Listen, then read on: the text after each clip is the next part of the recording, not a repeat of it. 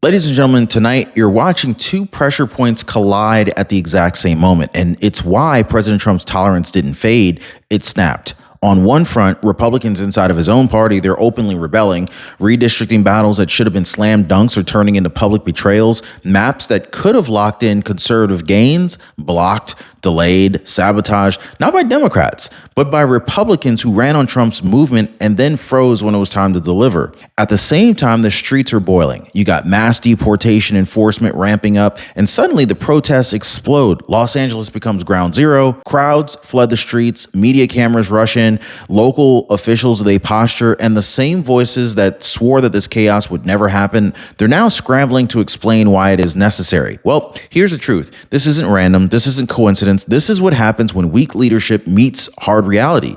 President Trump is sitting in the Oval Office watching maps collapse in state houses while protests erupts in the cities. And both trace all the way back to the same problem. Tolerance without accountability. That era is over. The gloves are off, the line is drawn, and Trump is making something very clear to his own party and the country. If you're slowing this down, standing in the way, or playing both sides, you're about to be exposed. Because tonight, redistricting chaos and immigration unrest didn't just happen at the same time. They collided, and Trump is done pretending that they won't. This is not Trump being irritated. This is not Trump venting, and it's definitely not Trump reacting emotionally. This is a convergence moment. President Trump, he's dealt with Democrats blocking him for decades. It's nothing new. He expects it. He plans for it. He builds around it. And he's handled protests before. Riots, marches, pressure campaigns, all of it. But what he's watching right now, this is something far more dangerous. He's seeing betrayal from inside of his own party at the exact same time that the streets are lighting up over immigration enforcement. That combination right there, that changes the game. That changes everything, because when resistance comes from Democrats, it clarifies the battlefield. But when resistance comes from Republicans, while cities erupt and the country demands order, tolerance becomes weakness. Trump understands leverage, he understands timing, and he understands that patience only works when people are acting in good faith. That's why this moment is different. This is the moment Trump stops managing factions and starts drawing lines. So let's talk about what set this off. Indiana wasn't supposed to be complicated, it wasn't supposed to be dramatic, and it definitely wasn't supposed to turn into a rebellion. Trump-backed redistricting offered Republicans a clear path to strengthening House control. The voters supported it, the numbers supported it, the opportunity was sitting right there. And yet, Republican lawmakers, they blocked it anyway. Not Democrats, Republicans. That decision wasn't symbolic, it was procedural. It directly impacts congressional power heading into the next election cycle. 2 seats, guys, 2 seats, national consequences. And this is what makes this unforgivable in Trump's eyes. Because at the same time, when enforcement is ramping up, protests are spreading and the country needs cohesion. These lawmakers chose self-preservation over leverage. They didn't just slow momentum, they exposed weakness. And once the weakness became public, everything else started to unravel. What happened in Indiana didn't stay in Indiana, because once that vote happened, the curtain got pulled back on something voters have suspected for a long time. There is a class of Republicans who campaign like fighters and govern like caretakers. They wear the red hat during election season. They talk tough on cable news. And then when it comes time to execute, they freeze. Polling makes this even more damning. Republican voters consistently support tougher immigration enforcement and aggressive redistricting when it strengthens conservative power. The base isn't confused. The voters are not wavering. The disconnect is leadership, though.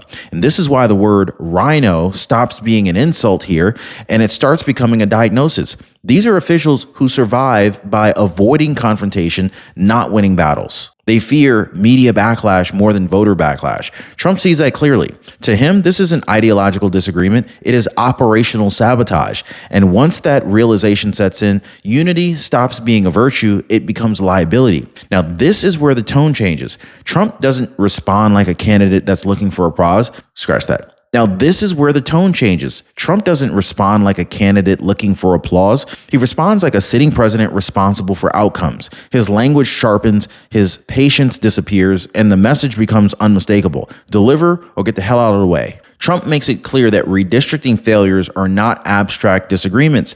They are consequences that weaken leverage, they embolden opposition, and they signal disorder at the worst possible moment. This is why Trump doesn't soften the message. He doesn't paper it over. He doesn't negotiate it quietly, because from his perspective, hesitation invites chaos, and chaos is already knocking at the door. The line is drawn not between parties, but within one. And once that line is drawn, there's no going back to business as usual. And before we move on, I need to pause right here because what we're talking about tonight isn't just political pressure or street chaos. This is what happens when systems quietly fail people and they don't realize until it's too late. So a viewer reached out to me recently. He told me that he had been hiding a stack of medical bills in a drawer. Not because he's irresponsible, but because his Medicare plan didn't cover visits he genuinely believed that were covered. He assumed everything was fine. His wife didn't find out from him. She found out when a debt collector called the house. He told me, it was the most ashamed I've ever felt. That's the kind of quiet damage nobody warns you about. This is why I partner with Chapter.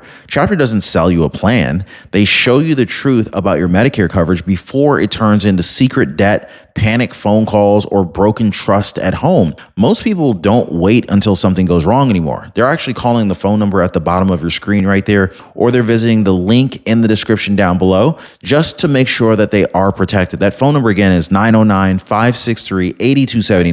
And I do want to thank Chris for sharing this publicly. Chris Perez, he said, Ron, Chapter saved me $5,900. Hey, Chris, I just want to appreciate you. Thank you for trusting this channel enough to share that information. Look, guys, stories like that matter because they remind people that they're not alone and that getting clarity early can change everything. All right, so let's get back to what happens when patience finally runs out. All right. So while Republicans were fighting themselves in state houses, something else was happening quietly and then all at once. The Trump administration accelerated deportation enforcement, not rhetorically, not symbolically, but operationally. Interior enforcement increased. Removal orders that had been sitting for years started moving. Federal agencies were told to stop slow walking. The posture shifted from tolerance to execution. And predictably, the reaction came fast. Activist networks mobilized. Protest permits appeared overnight. Messaging flipped from denial to outrage.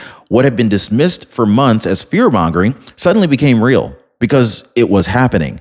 This wasn't about headlines anymore. It was about enforcement meeting reality. Trump didn't escalate to provoke chaos. He escalated because delay has become dysfunction. And once enforcement began to bite, the response moved from press conferences to the streets. So Los Angeles became the flashpoint.